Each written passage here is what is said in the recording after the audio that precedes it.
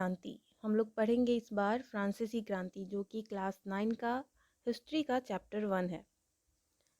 तो सबसे पहले जानते हैं कि ये क्रांति शब्द क्रांति यानी कि कोई बड़ा परिवर्तन होने वाला हो, जिससे कि ऐसी घटना जिसके बाद स्थिति का स्वरूप बदल जाए। अभी वर्तमान में जो स्थिति है वो एकदम रूप से बदल जाए, और ये है फ्रांसीसी क्रांति यानी कि जो क्रांति फ्रांस में हुई थी। लेकिन हम लोग फ्रांस की क्रांति क्यों पढ़े? जब हम लोग भारत में रहते हैं तो फिर फ्रांस की क्रांति हमारे चैप्टर में क्यों दिया हुआ है? तो यह इसलिए दिया हुआ है और पढ़ना हमें इसलिए ज़रूरी है क्योंकि देश दुनिया में विश्व में जो भी घटनाएं होती है उसका असर मात्र उस देश पर नहीं पड़ता, बाकी सभी देशों पर पड़ता है। हम भारत पर उसका क्या प्रभाव पड़ा, उससे हम लोग क्या सीख सकते हैं, इसलिए हमें इतिहास की घटनाओं को पढ़ना ज़रूरी है। अपने भारत के इतिहास के साथ साथ अन्य देशों का इतिहास भी हमें जानना ज़रूरी है। तो इस चैप्टर में हम लोग जानेंगे फ्रांसीसी क्रांति कब हुई थी, क्या था और भारत का इस पर क्या प्रभाव पड़ा। 14 जुलाई 1789 की सुबह पेरिस नगर में आतंक का माहौल था। सम्राट ने सेना को शहर में घुसने का आदेश दे दिया था। अफवाह थी कि वह सेना को नागरिकों पर गोली चलाने का आदेश देने वाला है। लगभग 7,000 मर्द तथा औरत टाउन हॉल के सामने एकत्र हुए और उन्होंने एक जन सेना का गठन करने का निर्णय किया। हथियारों की खोज में वे बहुत से सरकारी भवनों में जबरन प्रवेश कर गए। 14 जुलाई 1789 की ये घटना है। पेरिस नगर में एकदम आतंक का माहौल था, सभी आक्रोश में थे, इस तरह का माहौल था। सम्राट यानी कि वहाँ के राजा, उन्होंने आदेश दे दिया सेना को कि शहर में आप घुस जाए, और उसके बाद वहाँ की जो जनता थी उनके बीच में यह अफवाह थी कि जो सेना शहर में घुसे हैं उनको यह आदेश दिया गया है कि नागरिकों पर गोली चला दी जाए। इसका आदेश उन्हें सम्राट की ओर से मिला है, ऐसी अफवाह थी। लगभग 7,000 मर्द तथा औरत टाउन हॉल के सामने एकत्र हुए। टाउन हॉल मतलब किसी टाउन मतलब शहर नगर, और हॉल नगर के मध्य का वह हॉल जिसमें मीटिंग्स होती थी, सभाएं होती थी, उसे हम लोग टाउन हॉल कहते हैं। ये अभी भी शहरों में होता है। एक जन सेना का गठन करने का निर्णय किया। जो लोग थे वहाँ पे मिल करके जन सेना का गठन करने का उन्होंने फैसला किया, और सभी लोग हथियार की खोज में बहुत सारे सरकारी भवन थे उसमें जबरन प्रवेश कर गए। अंततः सैकड़ों लोगों का एक समूह पेरिस नगर के पूर्वी भाग की ओर चल पड़ा। बास्तिल किले की जेल को तोड़कर, जहां भारी मात्रा में गोला बारूद मिलने की संभावना थी। बास्तिल किला की जेल, बास्तिल एक किला था जो वहाँ का एकदम निरंकुश शक्ति जो है सरकार की, उसका प्रतीक माना जाता था कि यहाँ का सरकार कैसा है, सम्राट की निरंकुश शक्तियों का यह प्रतीक था बास्तिल किला, और लोग इससे बहुत नफरत करते थे। अंततः सैकड़ों लोगों ने एक समूह पेरिस नगर के पूर्वी भाग की ओर चल पड़ा और बास्तिल किले की जेल को तोड़ डाला, जहां भारी मात्रा में गोला बारूद मिलने की संभावना थी। हथियारों पर कब्जे की इस सशस्त्र लड़ाई में बास्तिल का कमांडर मारा गया, और कैदी जितने थे बास्तिल के जेल में उसको छुड़ा लिया गया। यद्यपि उनकी संख्या केवल 7 थी, जो कैदी थी उनकी संख्या केवल 7 थी। सम्राट की निरंकुश शक्तियों का प्रतीक होने के कारण बास्तिल किला लोगों की घृणा का केंद्र था, इसलिए किले को ढा दिया गया। उसके अवशेष बाजार में उन लोगों को बेच दिए गए जो इस ध्वंस के बतौर स्मृति चिन्ह संजोना चाहते थे। बहुत सारे लोग होते हैं जिन्हें पुरानी चीज़ों का संग्रह करना उन्हें पसंद होता है, और म्यूजियम में ऐसी ही चीज़ होती है। अभी भी पुराने चीज़ को लोग कई उच्च दामों में खरीदा करते हैं। तो वैसे ही अवशेष जो इस किला का था, बहुत सारे लोग जो उसको खरीदना चाहते थे वो लोग इन्हें खरीदे और इसे संजो कर रखे। इस घटना के बाद कई दिनों तक पेरिस तथा देश के देहाती क्षेत्र में कई और संघर्ष हुए। अधिकांश जनता पाव रोटी की महंगी कीमतों का विरोध कर रही थी। बाद में इस दौर का सिंहावलोकन करते हुए इतिहासकारों ने इसे एक लंबे घटनाक्रम की एक ऐसी शुरुआती कड़ियों के रूप में देखा जिनकी परिणति फ्रांस के सम्राट को फांसी दिए जाने में हुई। लेकिन उस समय अधिकांश लोगों को ऐसे नतीजे की उम्मीद नहीं थी। ऐसा क्यों और कैसे हुआ, आगे हम लोग इसमें पढ़ेंगे। ये जो घटना हुई इसमें पेरिस के देहाती क्षेत्र के लोगों ने कैसे संघर्ष किया, और आगे इसमें क्या क्या हुआ और क्यों हुआ, क्या कारण था, सब हम लोग इसमें आगे पढ़ेंगे। बास्तिल का ध्वंस। बास्तिल ध्वंस के बाद चित्रकारों ने इस घटना की याद में कई चित्र बनाए। उसमें से एक चित्र यहाँ पे है, जहाँ पे बहुत सारे लोग हैं, बास्तिल का किला है, इसे ढा ढा रहे हैं। यहाँ पे हम लोग देख सकते हैं। 18वीं सदी के उत्तरार्ध में फ्रांसीसी समाज। सन 1774 में बूर्बो राजवंश का लुई 16वां, ये 10 और ये 6, लुई 16वां फ्रांस की राजगद्दी पर आसीन हुआ। उस समय उसकी उम्र केवल 20 साल की थी और उसका विवाह ऑस्ट्रिया की राजकुमारी मैरी एंटोइनेट से हो गया। राज्यारोहण के समय उसने राजकोष खाली पाया। लंबे समय तक चले युद्ध के कारण फ्रांस के वित्तीय संसाधन नष्ट हो चुके थे। बहुत लंबे समय तक जब युद्ध चलता है कोई, तो उसमें आर्थिक जो संसाधन होते हैं वो काफ़ी खर्च होता है, हथियार खरीदने में, सेना को वेतन देने में। तो जो राजकोष था वो ख़त्म हो रहा था जब यह गद्दी पर बैठे थे तब। वर्साय के विशाल महल और राजदरबार की शानो शौकत बनाए रखने के लिए जो फिजूल खर्ची का बोझ था वो अलग से था। लुई 16वें के शासनकाल में फ्रांस ने अमेरिकी के 13 उपनिवेशों को साझा शत्रु ब्रिटेन से आज़ाद कराने में सहायता दी थी। उपनिवेशों यानी दूसरे देश से आए हुए लोगों की बस्ती को हम लोग उपनिवेश कहते हैं। इस युद्ध के चलते फ्रांस पर 10 अरब लिवरे, जो वहाँ की मुद्रा थी, उससे भी ज़्यादा अधिक का कर्ज और जुड़ गया था, जबकि उस पर पहले से ही 2 अरब लिवरे का बोझ चढ़ा हुआ था। मतलब कर्ज बढ़ता ही जा रहा था। सरकार से कर्जदाता अब 10% ब्याज की मांग करने लगे। जो कर्ज देता है अगर कोई, तो उसके ऊपर वह अपना ब्याज दर निश्चित करता है कि मैं तुम्हें 2000 दूंगा और जब तुम इसे लौटाओगे तो मुझे 2500 देना। तो वो 500 उसके ऊपर वो अपना टैक्स लगाया, या फिर हम लोग जो कह सकते हैं तो ब्याज बोल सकते हैं। कर्जदाता अब 10% ब्याज की मांग करने लगे थे। फलस्वरूप फ्रांसीसी सरकार अपना एक बजट का बहुत बड़ा हिस्सा दिनों दिन बढ़ते जा रहे कर्ज को चुकाने पर मजबूर थी। अपने नियमित खर्चों जैसे सेना का रख रखाव, राज दरबार, सरकारी कार्यालयों या विश्वविद्यालयों को चलाने के लिए फ्रांसीसी सरकार करों में वृद्धि के लिए बाध्य हो गई थी। यह कदम भी नाकाफी था। 18वीं सदी में फ्रांसीसी समाज 3 स्टेट में बटा था। यहाँ तो सबसे पहले ये बात की, जो सेना का रख रखाव था उसमें बहुत खर्च आता था, उसको भी मेंटेन करना होता था, और जो शानो शौकत था महल का राज दरबार में, उसको भी मेंटेन करने के लिए जो खर्च हो रहा था वो भी चल रहा था, और एक तरफ इधर कर्जे में डूबा जा रहा था। तो इसके लिए फ्रांसीसी सरकार ने उपाय सोचा, तो उन्होंने कर बढ़ाने का निर्णय लिया। अब आगे देखते हैं, कर जो बढ़ाने का निर्णय लिया तो यह कर चुकाएंगे कौन। 18वीं सदी में फ्रांसीसी समाज 3 स्टेट्स में यानी कि वर्गों में बटा था। केवल तीसरे स्टेट के लोग, जनसाधारण ही कर अदा करते थे। 3 स्टेट में बटा हुआ था, ये हम लोग अभी आगे पढ़ेंगे। वर्गों में विभाजित फ्रांसीसी समाज मध्यकालीन सामंती व्यवस्था का अंग था। सामंती व्यवस्था यानी कि जागीरदार कह सकते हम लोग। तो सामंती व्यवस्था का यह अंग था। कहाँ पढ़ रहे थे हम लोग, हाँ।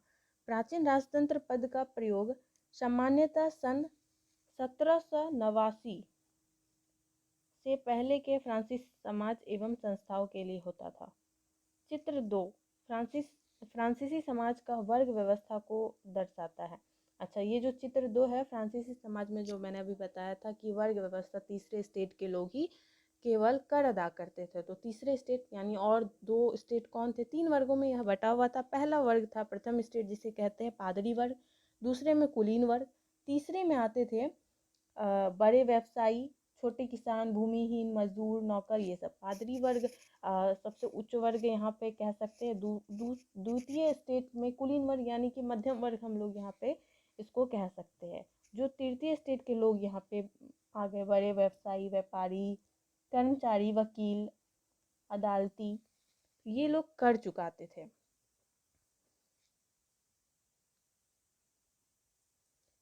चित्र 2 में क्या था हम लोगों ने यह भी देख लिया।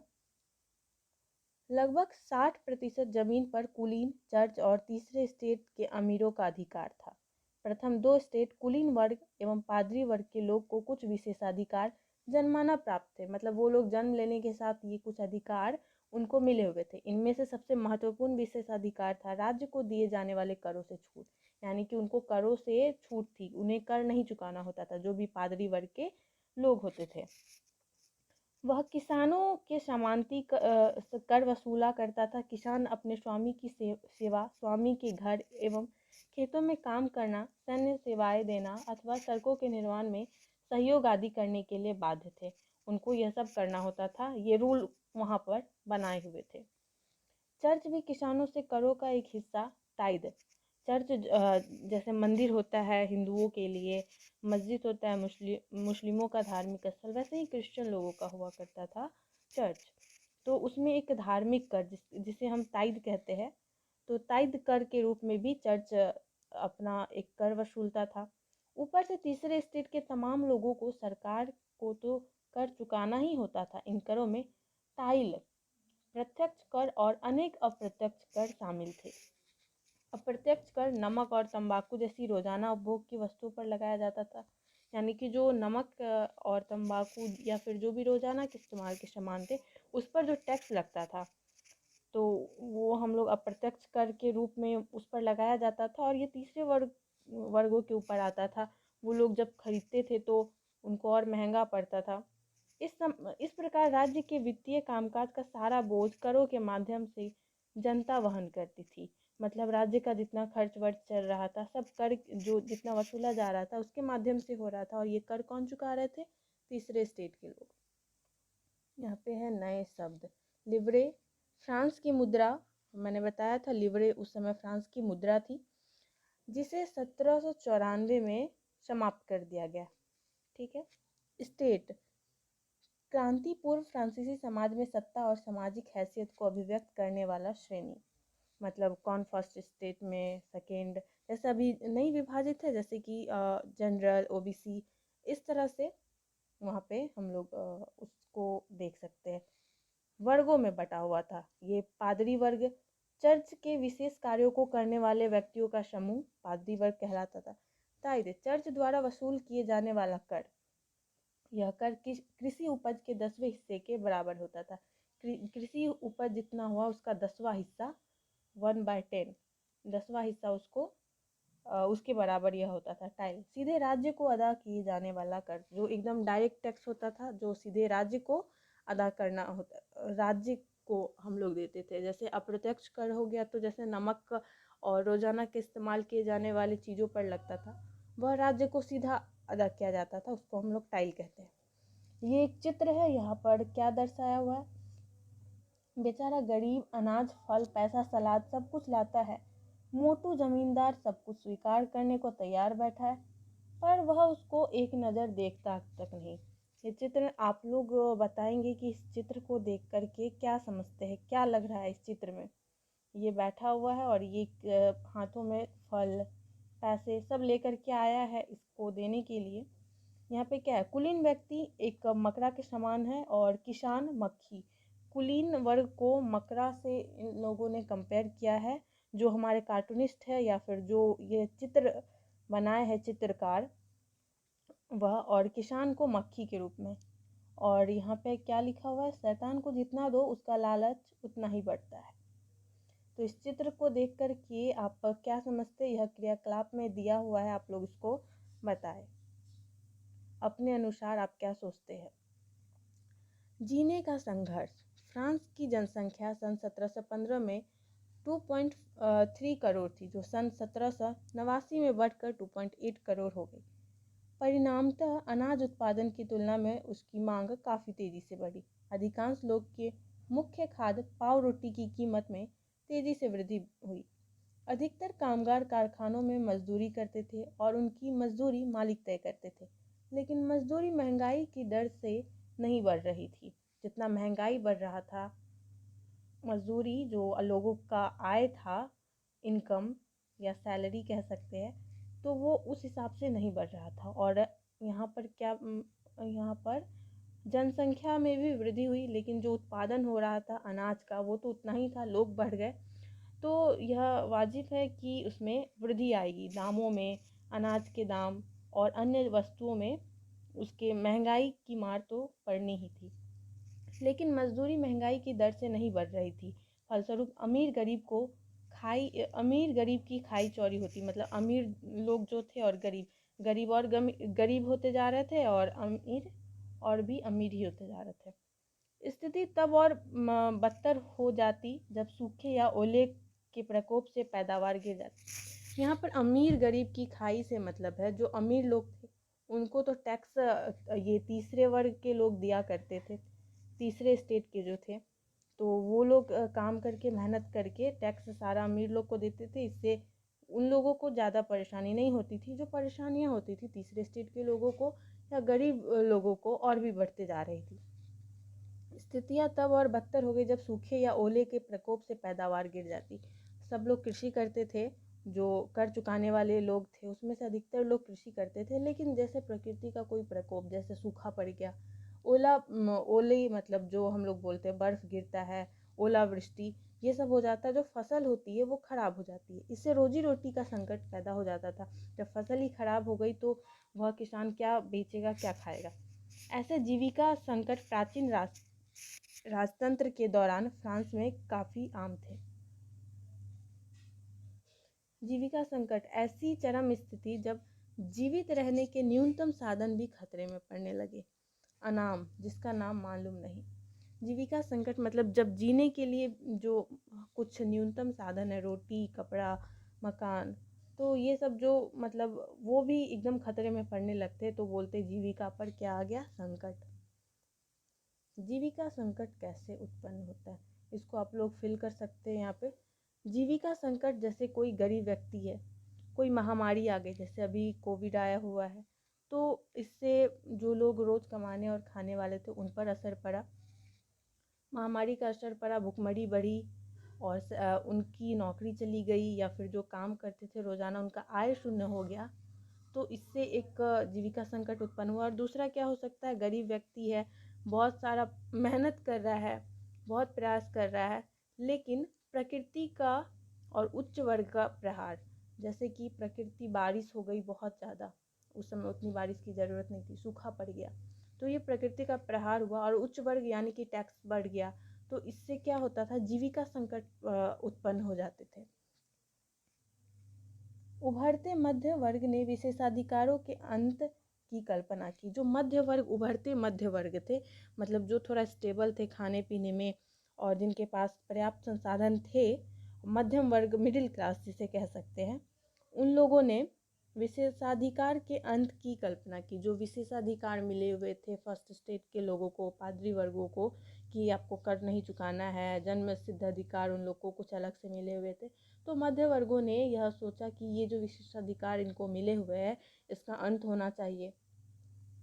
पहले भी कर बढ़ने एवं अकाल के समय किसान और कामगार विद्रोह कर चुके थे। विद्रोह मतलब उन लोग पहले से विरोध कर रहे थे, आंदोलन कर रहे थे कि कर बढ़ गया है, अकाल का समय है, परंतु उनके पास सामाजिक एवं आर्थिक व्यवस्था में बुनियादी बदलाव लाने के लिए साधन एवं कार्यक्रम नहीं थे।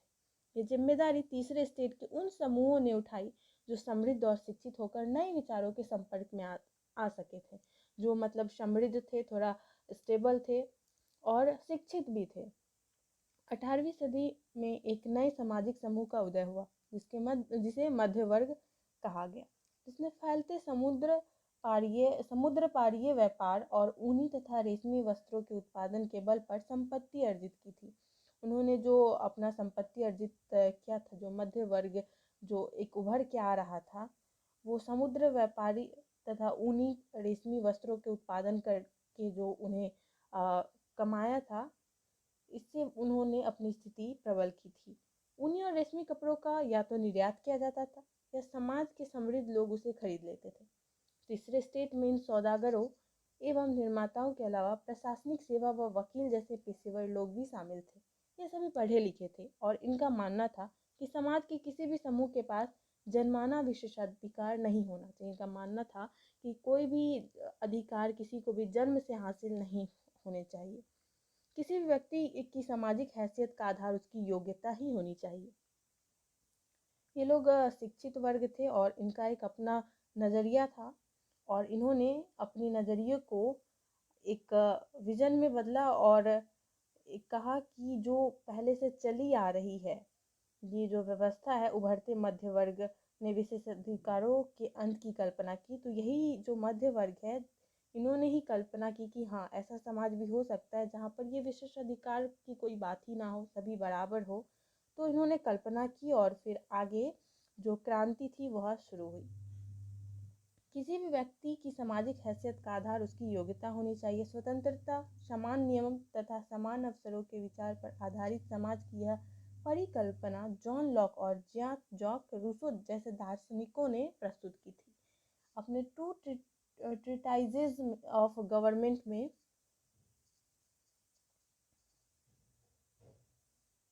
लॉक ने राजा के दैवी और निरंकुश अधिकारों के सिद्धांत का खंडन किया। रूसो ने इस विचार को आगे बढ़ाते हुए जनता और उसके प्रतिनिधियों के बीच एक सामाजिक अनुबंध पर आधारित सरकार का प्रस्ताव रखा। मॉन्टेस्क्यू ने the spirit of the laws नामक रचना में सरकार के अंदर विधायिका, कार्यपालिका और न्यायपालिका, जो अभी वर्तमान में भी चल रही है, उसके बीच सत्ता विभाजन की बात कही। जब संयुक्त राज्य अमेरिका में 13 उपनिवेश ने ब्रिटेन से खुद को आज़ाद घोषित कर दिया तो वह इसी मॉडल की सरकार बनी। उपनिवेश मैंने बताया दूसरे देश से आए हुए लोगों की जो बस्ती थी उसे उपनिवेश कहा गया था। जो यहाँ पे संयुक्त राज्य अमेरिका में 13 उपनिवेश ने ब्रिटेन से खुद को आज़ाद घोषित कर लिया। फ्रांस के राजनीतिक चिंतकों के लिए अमेरिकी संविधान और उसमें दी गई व्यक्तिगत अधिकारों की गारंटी प्रेरणा का एक महत्वपूर्ण स्रोत थी। फ्रांस के जो राजनीतिक चिंतक थे उन्होंने अमेरिका के संविधान के लिए जो व्यक्तिगत अधिकारों की गारंटी दी थी, उन्होंने जब बात कही थी कि ऐसा होगा, सब समान होंगे, तो ये उन लोगों को इंस्पायर करता था कि हाँ, इससे प्रेरणा मिलती थी कि क्रांति आगे करे और अपने लिए आवाज़ उठाए। दार्शनिकों के इन विचारों पर कॉफ़ी हाउस व सैलॉन की गोष्ठियों में गर्मागर्म बहस हुआ करती थी और पुस्तकों एवं अखबारों के माध्यम से इनका व्यापक प्रचार प्रसार हुआ। पुस्तकों एवं अखबारों को लोगों के बीच जोर से पढ़ा जाता था ताकि अनपढ़ जो लोग होते थे वो भी समझ सके थे। इसी समय लुईस सोलवे द्वारा राज्य के खर्चों को पूरा करने के लिए फिर से कर लगाए जाने की खबर से विशेषाधिकार वाली व्यवस्था के विरुद्ध गुस्सा भड़क उठा। यहाँ पे ये लोग बात कर ही रहे थे, नियम बना ही रहे थे, सोच ही रहे थे कि किस तरह से हम लोग, ये लोग कल्पना कर रहे थे कि कैसे ये भेदभाव जो है विशेषाधिकार वाला इसको समाप्त करें। लेकिन उधर से ही खबर आ गई कि फिर से कर लगाया जा रहा, तो इससे जो गुस्सा था वो और भी भड़क गया। क्या है स्रोत, ये सब आप लोग इसे एक बार पढ़ ले। क्रियाकलाप दिया हुआ है यहाँ। यंग क्या संदेश देने की कोशिश कर रहा है, गुलामों से उनका क्या आशय है, वह किसकी आलोचना कर रहा है। सन 1787 में उन्हें किन खतरों का आभास होता है, ये सब इस चैप्टर ये आप लोग पढ़े और इसका जवाब दें या फिर अगले वीडियो में हम लोग इसको कवर करेंगे।